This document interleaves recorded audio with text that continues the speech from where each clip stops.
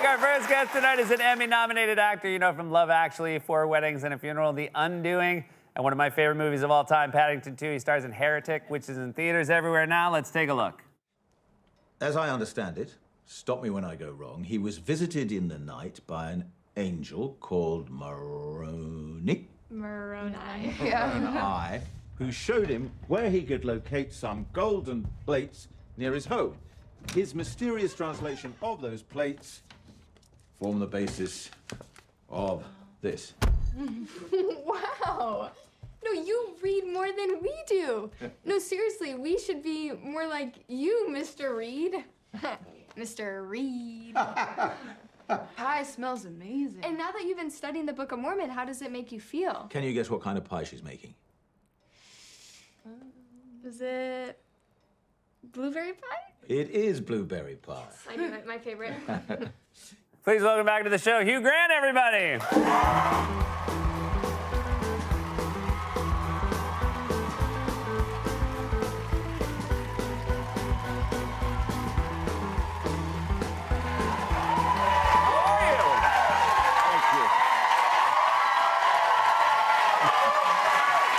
Very happy to have you back. Very nice to be back. Very, very happy you're here as well. That's all lovely. We were checking in backstage about how I do want, I'm aiming to look like you.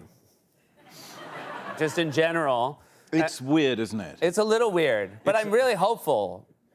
We should do 23andMe. I would love Yes. to do that. I would love to do that. Yeah. You said something very sweet backstage. You asked me how old I was, and I said 50, and you said I looked older.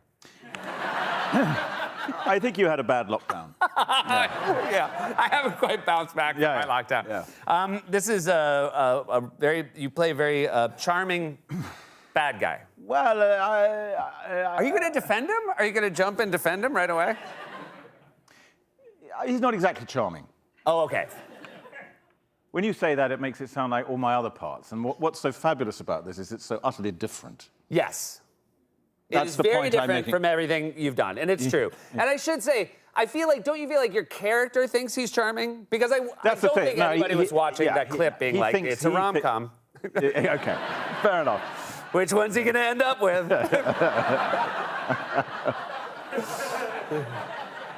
No, he's, what I was aiming for is kind of groovy professor. You know, the teacher at university who thinks he's down with the kids and makes contemporary references to music and films and stuff like that. Yeah.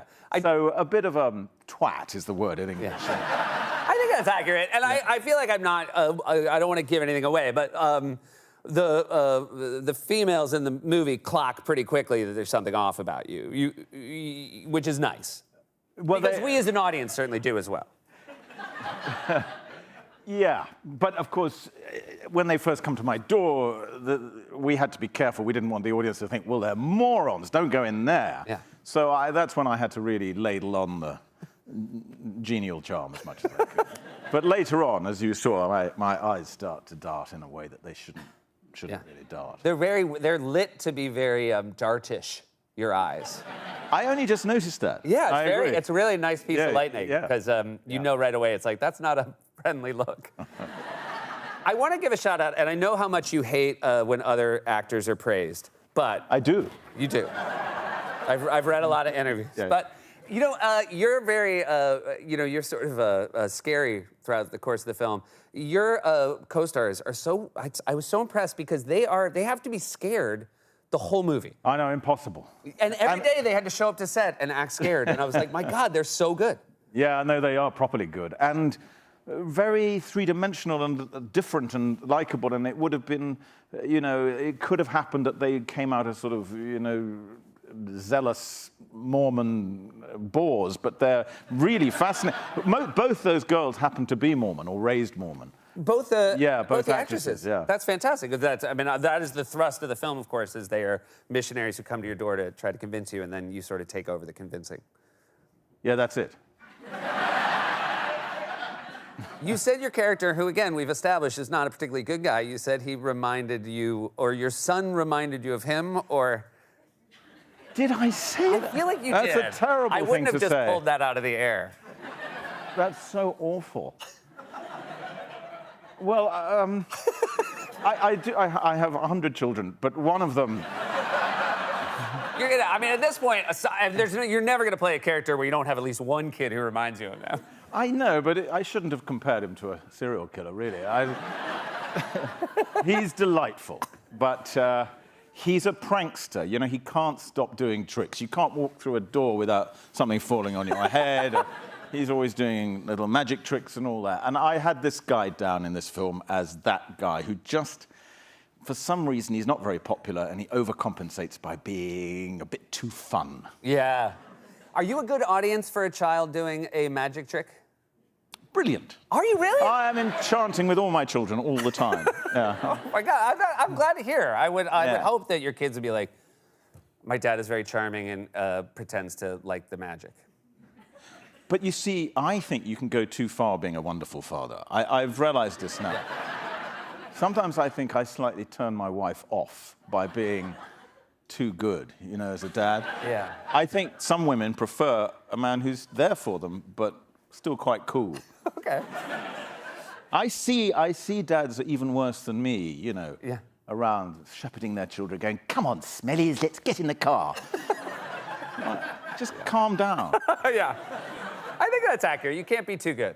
And I'm going to take that home. You can't be too going to tell into it. my wife you said it. Yeah. You are a man who, you said, I believe you are a walking pet peeve, in that you have a lot of pet peeves about human behavior. Yeah, I'm an angry little man. Yeah. Can I read off some of your pet peeves and have you tee off? You don't like people walking slowly. Unbearable. You don't like when they have backpacks. Or too noisily. What's with the clip-clop, clip-clop? What is it? Isn't that a footwear issue? I don't really give a damn what it is. Don't clip-clop behind me when I'm hungover. Backpacks. You don't care for backpacks. Why not? What's all that? Why has everyone got a backpack? Take it off. Take it off. But what if they have their stuff in it? I don't care. Carry it here. Okay. Oh, the bag's not an issue. It's that it's on your back. Well, I use the subway, the tube in London quite a lot because you can't get around any other way. And there's always someone's huge backpack in my face with their stupid water bottle. So you also don't care for water bottles? Why does everyone need a water bottle? There's a tap. Go to the tap, fill a glass of water. Do children in America have to go to school carrying a huge bottle of water? Yes.